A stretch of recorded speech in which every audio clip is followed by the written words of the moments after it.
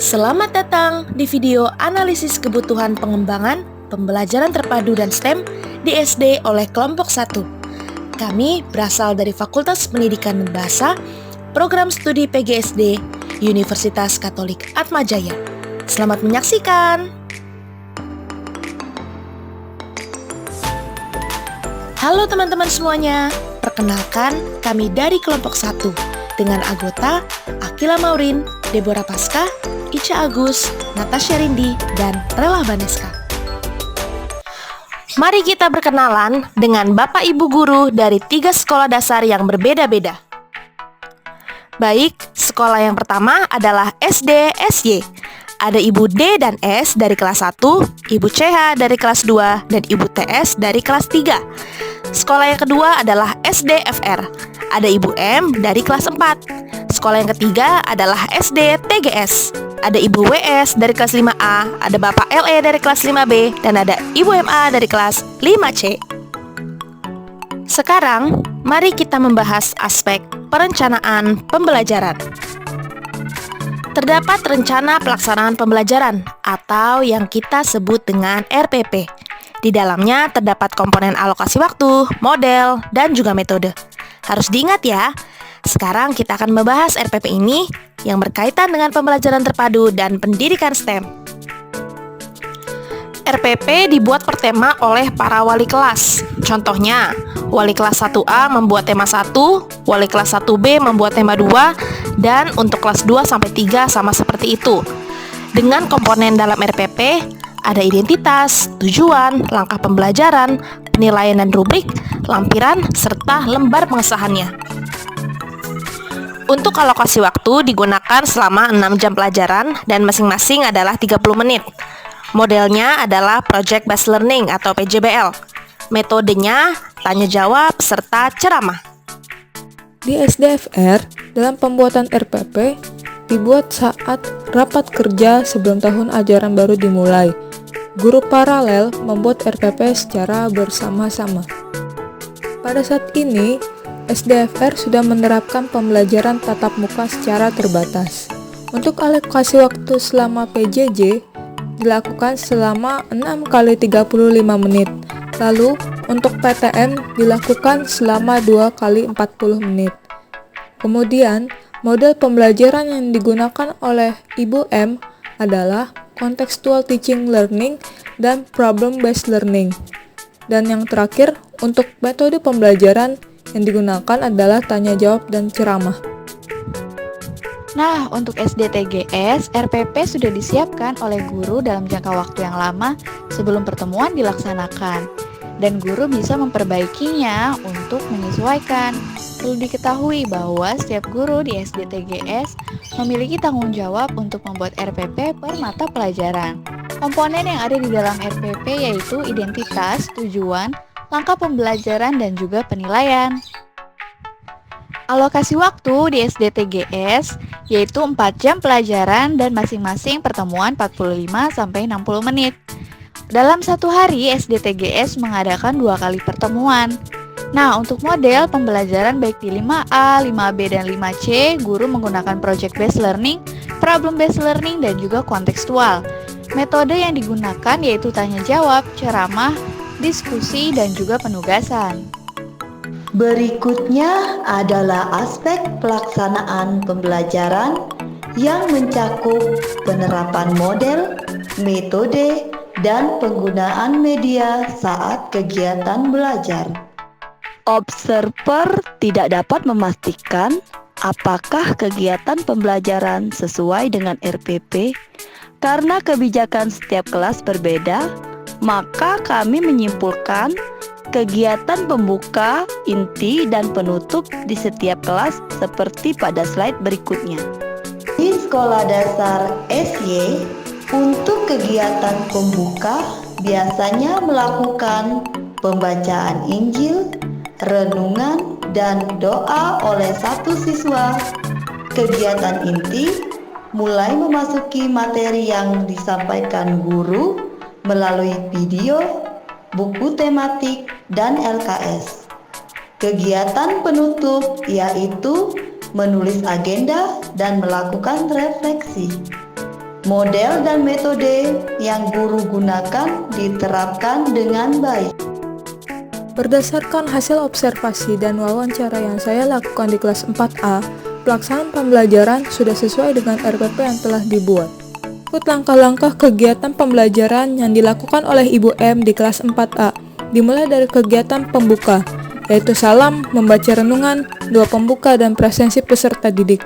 Kemudian untuk kegiatan inti, yaitu menjelaskan materi via PowerPoint, melakukan diskusi antara peserta didik, dan kuis. Biasanya kuis dilakukan melalui word wall, quizzes, atau kuis secara lisan. Yang terakhir untuk kegiatan penutup, yaitu mengulang pembelajaran yang sudah dipelajari, pemberian tugas, dan membuat refleksi. Berdasarkan hasil analisis kebutuhan baik di 5A, 5B, dan 5C, pelaksanaan pembelajaran cukup sesuai dengan RPP. Nah, pada kelas 5A, 5B, dan 5C, kegiatan pelaksanaan pembelajaran hampir sama, di mana kegiatan pembuka, setiap guru memberikan salam kepada siswanya, lalu salah satu siswa membaca Injil dan direnungkan bersama. Tidak lupa juga melakukan doa pembuka.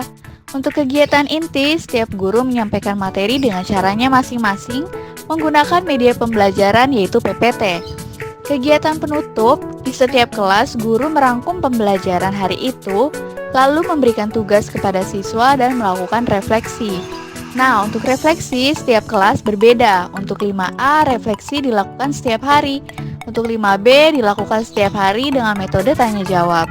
Sedangkan di 5C, refleksi dilakukan seminggu 1 kali. Media pembelajaran yang digunakan oleh setiap guru baik di kelas 5A, 5B, dan juga 5C yaitu PowerPoint atau PPT, video pembelajaran, dan tentunya ada kuis. Nah, untuk bahan ajar, biasanya guru menggunakan lembar kerja siswa. Kendala yang dialami oleh guru yaitu karena internet dan juga waktu yang cukup singkat. Tapi untuk salah satu guru mengatakan bahwa kesulitannya atau kendala yang dialami yaitu kreativitas dalam membuat perangkat pembelajaran. Tahap yang paling akhir adalah evaluasi pembelajaran. Bagaimana proses evaluasi yang dilakukan oleh guru?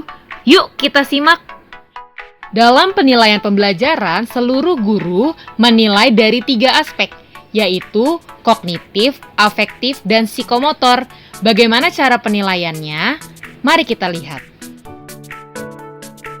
Pada sekolah SY, siswa kelas 1 dinilai kognitifnya dengan cara penilaian harian dan pemberian tugas seperti LKS.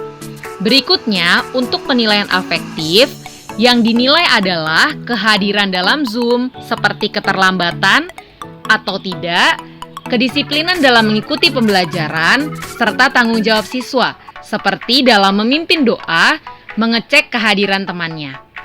Lalu, untuk psikomotor, cara menilai guru adalah dengan praktik, misalnya menggambar. Untuk siswa kelas 2, penilaian kognitif dilakukan dengan cara penilaian harian, tanya jawab saat pembelajaran, dan juga pemberian tugas. Untuk penilaian afektif, biasanya guru menilai dengan cara melihat bagaimana sikap duduk siswa dan bagaimana ketertarikan siswa dalam mengikuti pembelajaran. Untuk penilaian psikomotor, yang dilakukan guru adalah melihat hasil karya siswa dan juga melihat bagaimana video pembuatan hasil karya. Dan yang terakhir, penilaian untuk kelas 3. Cara guru menilai kognitif siswa adalah dengan penilaian harian, kuis, latihan soal, dan juga pemberian tugas. Untuk penilaian afektif, guru melihat bagaimana cara siswa berdoa dan memimpin doa. Kemudian kedisiplinan dalam pembelajaran, dan juga absen kehadiran, serta kelengkapan alat tulis atau kesiapan alat tulis dalam pembelajaran. Dan yang terakhir, untuk psikomotor, cara guru menilai adalah dengan melihat hasil praktik siswa, seperti menyanyi, mendongeng, dan menggambar. Evaluasi pembelajaran yang dilakukan oleh Ibu M di SDFR berupa kognitif, afektif, dan psikomotorik. Yang pertama, untuk evaluasi kognitif biasanya dilakukan melalui penugasan dan kuis. Untuk afektif biasanya dilihat dari keaktifan siswa serta nilai karakter seperti kejujuran. Kemudian untuk psikomotorik biasanya dinilai dari nilai menggambar, nilai melukis, dan menilai melalui video. Selanjutnya, evaluasi pembelajaran di SDTGS khususnya di kelas 5A, 5B, dan 5C hampir sama. Pada aspek kognitif, setiap guru memberikan tugas kepada siswa dan juga kuis. Nah, pada aspek afektif, setiap guru akan melakukan observasi saat tatap maya dan melihat keaktifan siswa. Selain itu, juga ada mata pelajaran mengenai karakter yang akan dipelajari oleh siswa. Nah, pada aspek psikomotorik, guru memberikan praktik di setiap mata pelajaran yang harus didokumentasikan oleh siswa. Kendala dari evaluasi pembelajaran ini yaitu pada aspek afektif karena guru tidak bisa melakukan observasi secara langsung mengenai kegiatan belajar siswa. Kesimpulan yang dapat kelompok tarik berdasarkan hasil observasi dan wawancara adalah: ketiga guru dari SDSY sudah mengetahui tentang STEM. Guru dari SDFR pernah mendengar tentang STEM, dan satu guru dari SDTGS mengetahui tentang STEM, dan 2 guru lagi belum mengetahui tentang STEM. Untuk penerapannya, dari seluruh guru belum pernah menggunakan STEM. Terkait STEM, sebagian besar guru sudah mengetahui apa itu STEM, tetapi dalam penerapannya masih sangat jarang karena ditemukan beberapa kendala, seperti belum menguasai secara jelas apa itu STEM dan bagaimana cara penerapannya. Dan terkait pembelajaran terpadu, secara keseluruhan ketiga sekolah sudah menggunakan salah satu model dari pembelajaran terpadu, yaitu integrated learning, yang diterapkan pada pembelajaran tematik terpadu. Sekian video analisis kebutuhan pengembangan pembelajaran terpadu dan STEM di sekolah dasar yang disajikan oleh kelompok kami. Kurang lebihnya mohon maaf, terima kasih dan sampai jumpa.